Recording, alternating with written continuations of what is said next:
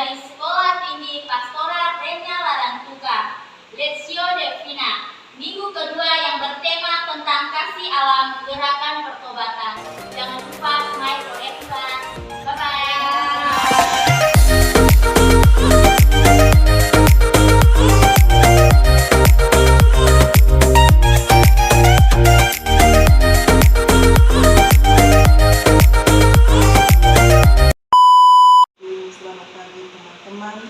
Pada pagi ini kita mulai katekese kita pada minggu kedua dengan tema kasih Allah menggerakkan pertobatan. Marilah kita mengawali tanda kemenangan kita. Dalam nama Bapa dan Putra dan Roh Kudus. Amin. Rohmu ya Tuhan, dan jadilah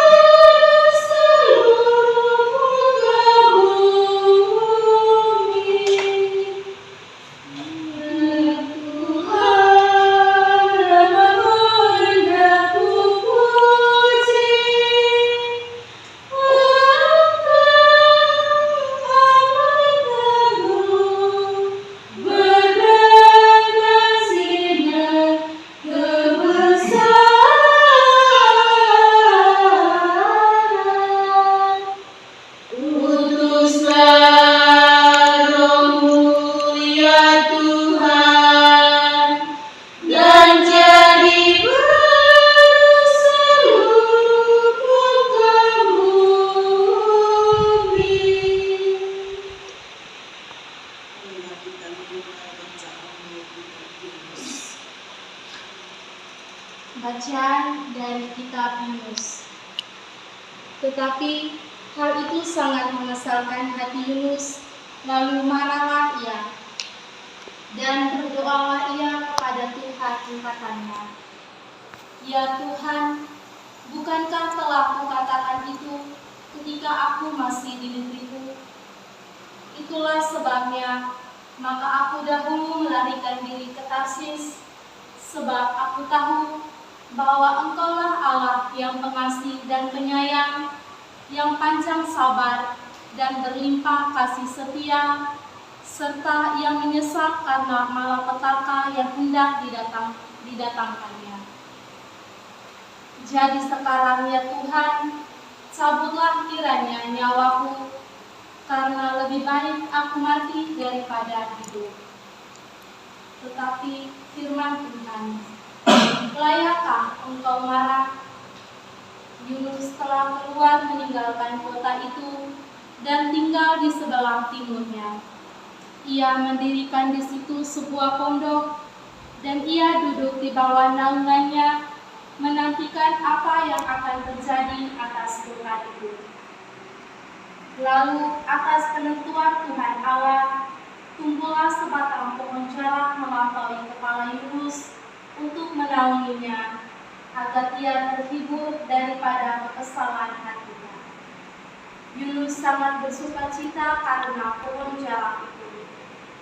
Tetapi keesokan harinya, ketika fajar menyingsing, atas penentuan Allah, datanglah seekor ular yang menggeret pohon jarak itu sehingga layu.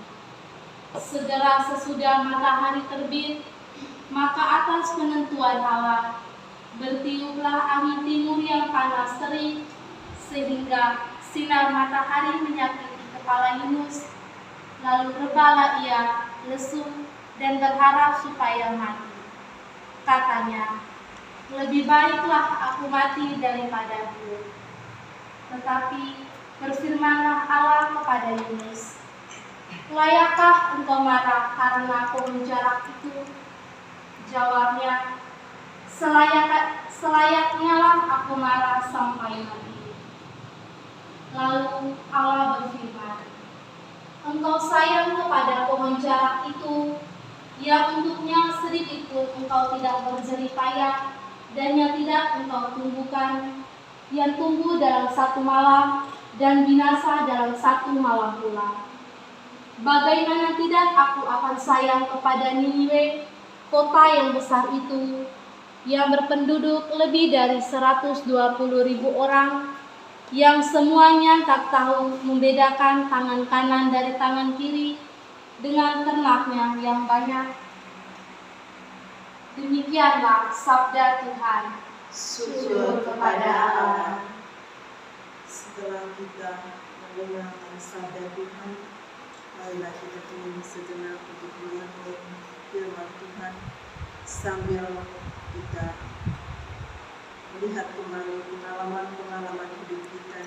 Kita kaitkan dengan pengalaman Nabi Yunus dalam teks yang baru kita dengar, dan juga bagaimana kesabaran Tuhan atas peristiwa ini.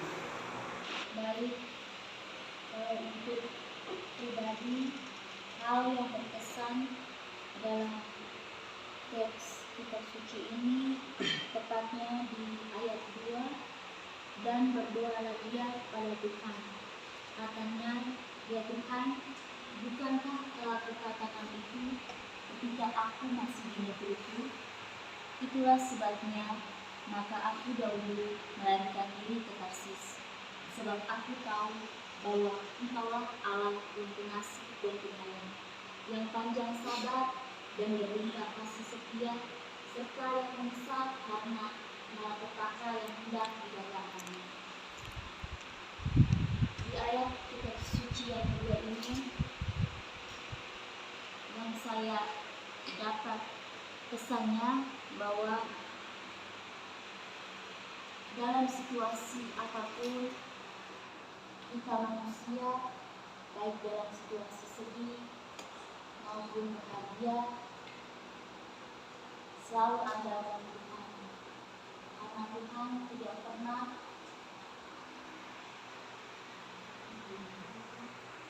pernah meninggalkan umatnya. Dan yang saya peroleh lagi di ayat kedua ini, seperti yang pernah saya alami, kadang-kadang di dalam dunia pendidikan tidak ada yang berjalan lurus. Semuanya pasti akan ada tantangan, dan dari tantangan itu pasti akan ada kegagalan. Tetapi menurut saya bahwa dari kegagalan yang kita peroleh di masa proses menyambut hidup ini, kita harus tetap bersyukur dalam situasi apapun, dan harus tetap percaya akan kasih Tuhan dan selalu mengandalkan Tuhan. Seperti yang kita lihat, walaupun Yunus ini dia sempat belum mempercayai Tuhan secara sepenuhnya, dan dia juga sempat tidak menoleh ke belakang untuk melihat kebaikan yang Tuhan kasihkan kepada dia. Tetapi Tuhan tidak pernah membenci umatnya. Malahan dia selalu memaafkan Yunus dan mau menerima Yunus kembali mengikuti jalannya. Maka kita sebagai umat, sebagai manusia, kita harus sadar bahwa Tuhan Yesus akan selalu hadir dan akan selalu mengantar kita ke jalan yang baik, dan tidak akan pernah meninggalkan kita dalam titik terberat apapun, karena di setiap salib kehidupan yang kita terima pasti akan indah pada waktunya. Jadi yang saya peroleh dari ayat 2 ini adalah seperti itu. Sekian dari saya. Menjalankan dan sudah menyelesaikan katekese minggu kedua, dan pada saat ini kita mengakhiri semua seri dan juga semua pengalaman kita dengan doa penutup. Allah Bapa Surga belas kasih, puji dan syukur kami haturkan kebaikan-Mu, cinta-Mu yang senantiasa Kau alirkan di dalam diri kami masing-masing. Kami bersyukur dan berterima kasih Engkau begitu setia menemani kami sehingga kami boleh berkumpul dengan Diri. Kami mohon ya Tuhan, berkatilah perjalanan hidup kami, berkatilah cita-cita kami, berkati untuk orang tua kami, anggota keluarga kami di mana saja mereka berada, berilah berkat yang paling berkati. Berkati untuk Pak dosen dan juga siswa-siswi di tempat ini, agar kami boleh hidup damai dan rukun, saling mengasihi satu sama lain. Terpujilah nama-Mu yang kudus, kini dan sepanjang masa. Berkatilah